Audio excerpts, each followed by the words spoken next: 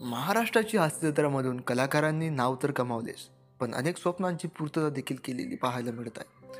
हा शो गेल्या 6-7 वर्षे प्रेक्षकांचे मनोरंजन करत आहे.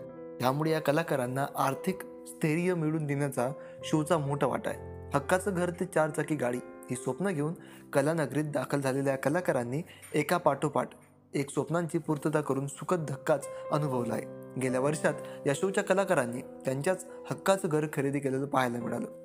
तर प्रथमेश शिवलकर आणि नम्रता संभेराव यांनी त्यांच्या गावी दिमाखात शेतघर उभारलं. अशातच काही दिवसांपूर्वी अभिनेता पृथ्वी प्रतापनेही हक्काच्या घरात गृहप्रवेश केला. पण आता पृथ्वीने वर्षभरातच पहिली वहिली गाडी खरेदी केल्याचा आनंद शेअर केलेला पाहायला मिळतो आहे. हक्काच्या घरानंतर आता गाडीही हवी या विचाराने पृथ्वीने एक पाऊल यशस्वीपणे पुढे टाकले आहे. नुकतेच त्याने एक गाडी खरेदी केली. या गाडीची किंमत साधारणतः 12 ते 18 लाख इतकी आहे. ही स्वप्नपूर्ती करताना पृथ्वी त्याच्या आईलाही घेऊन आला होता. आपल्या आईने खूप कष्ट करून मेहनतीने आपल्याला वाढवलं आहे. हक्काच्या घरात एक तिच्यासाठी खास जागा असावी आणि त्या खुर्चीत बसून तिने सुख अनुभवावं म्हणून पृथ्वीने आईसाठी एक खास खुर्ची बनवून घेतली होती.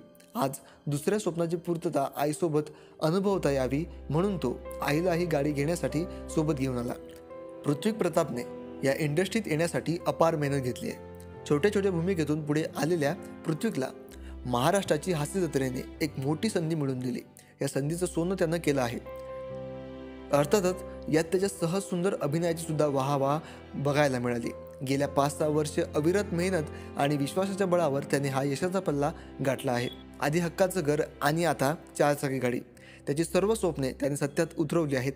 या यशस्वी वाटचालीसाठी पृथ्वी प्रतापला मनपूर्वक शुभेच्छा आणि अभिनंदन. मित्रांनो, तुम्हा सर्वांना पृथ्वी प्रताप याच्याविषयी काय वाटतं कमेंट सेक्शनमध्ये कमेंट करून नक्की सांगा. धन्यवाद.